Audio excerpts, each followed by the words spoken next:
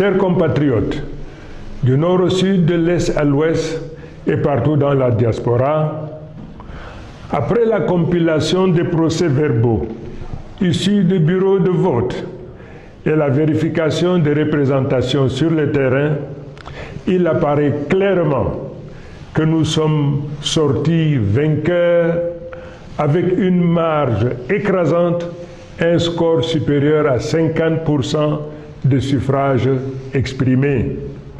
Un tel rejet, un tel désaveu prescrit au président sortant de faire preuve de courage, d'humilité, et au nom de la démocratie et des us et coutumes, appeler le vainqueur, le féliciter et lui notifier sa disponibilité à organiser une transition heureuse, mettant notre nation à l'abri de soubresauts et convulsions qui naîtraient d'une transition subie et non préparée. De la sorte, l'humanité entière reconnaîtrait en lui un homme de paix, soucieux de laisser un héritage dont on citerait l'exemple aux générations à venir. Mais hélas, telle ne semble pas être votre prédisposition. Mais malgré tout, sans arrière-pensée et d'un bon cœur, ma main reste tendue pour une transition pacifique. Mesdames et messieurs, il me plaît de rappeler avec force qu'en dépit de tous les obstacles érigés sur notre chemin, aujourd'hui, nous disposons de deux leviers. Celui qui confère l'adhésion populaire massive telle qu'illustrée lors de nos meetings et le respect scrupuleux du Code électoral en son article 113 qui nous autorise à porter à la connaissance du public des résultats tels que nous les avons énoncés. Incontestablement, ces deux leviers font de moi le président de la République légal et légitime. Dès lors, si le Conseil constitutionnel proclame des résultats falsifiés et tronqués, il se rendra complice d'une forfaiture, car le peuple camerounais, dans son immense majorité, n'acceptera jamais la validation par le Conseil constitutionnel de la falsification et du bourrage des urnes à une échelle historique telle que cela est porté à la connaissance du monde entier. Le peuple ne se laissera pas faire. Le peuple est déterminé à se battre face à un régime autiste, à la souffrance et aux difficultés du peuple, confronté à un désarroi d'un lendemain incertain. Ce peuple, qui se trouve le dos au mur, n'aura pas de choix que de prendre en main son destin et d'aller chercher cette victoire partout où elle se trouve. Nous avons pris à témoin la communauté internationale. Nous avons pris à témoin les pays voisins. Mais de manière subliminale, tous nous répondent que personne ne viendra faire notre travail à notre place. À chacun d'entre nous donc d'aller au tréfonds de son âme pour libérer les forces d'audace, de courage, de mission.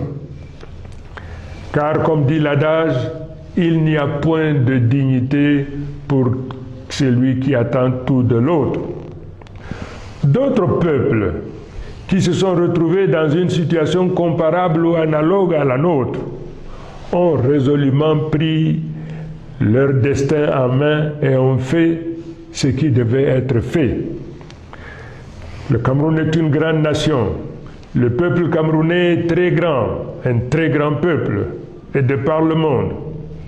Le peuple doit se préparer à montrer au monde que ce qui nous est arrivé ou nous arrive n'est pas une fatalité et qu'ensemble, nous nous préparons à relever ces défis.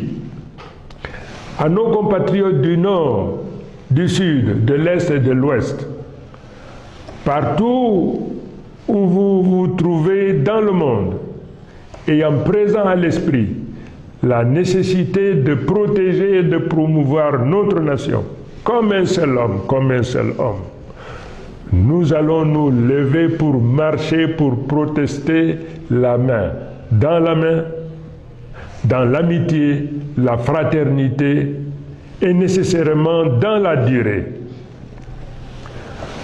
Nous viendrons à bout de cette oligarchie prédatrice qui confisque nos libertés, nous réduit à la pauvreté, à la mendicité. Mesdames et messieurs, chers compatriotes, ce régime a fait de la peur et de la menace les instruments de domination et de confiscation de nos libertés. Et grâce à Dieu, grâce au caractère sacré de notre lutte, nous nous libérerons de ces émotions et débarrasserons notre pays de ce malheur. Nous découvrons également, sans surprise, la tentative de ce pouvoir à diviser, à fragmenter l'Union pour le changement, instrument politique puissant à la tête de la lutte que nous menons pour construire le changement. Non seulement cette tentative sera vaine, mais elle nous donne l'opportunité davantage de resserrer nos rangs pour poursuivre avec résolution nos objectifs.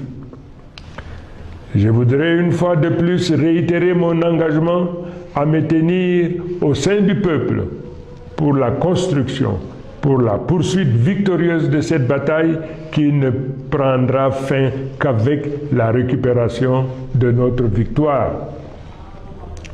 Au moment où je focalise mon attention sur notre problématique, j'apprends avec beaucoup de tristesse l'assassinat commis sur une enseignante, Madame Zouhaïra, qui est tombée sur le champ d'honneur de la lutte pour notre liberté, pour notre dignité, pour qu'un nouveau jour se lève dans notre pays.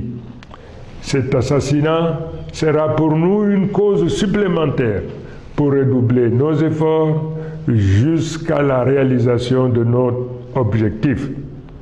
Quant à nos forces de défense et de sécurité, je voudrais rappeler la correspondance que je vous ai écrite. Cette lutte que nous menons, c'est également votre lutte. N'acceptez jamais de retourner vos armes contre votre propre peuple. La souffrance qu'endure le peuple est aussi votre souffrance. N'obéissez jamais à un ordre dont l'objet est la violence ou la suppression de la vie d'un des vôtres. Mes chers compatriotes, l'heure est grave. Nous n'accepterons pas de nous faire voler notre victoire. S'ils préfèrent menacer la sérénité et la paix du pays plutôt que d'admettre la défaite, nous répondrons par la détermination pacifique du peuple. J'invite tous les Camerounais, du nord au sud, de l'est à l'ouest, et partout où vous résidez dans le monde, à sortir comme un seul homme dans la paix et dans l'amour de la patrie. Marchons pour la libération et pour la revendication de notre victoire. Créez une grande vague pacifique qui montrera au monde que le peuple en a assez et qu'il veut sa liberté. Le droit de manifester est un droit universel. Exerçons-le avec discipline et dignité. Je vous remercie. Vive le peuple souverain. Vive le Cameroun libre, uni et réconcilié.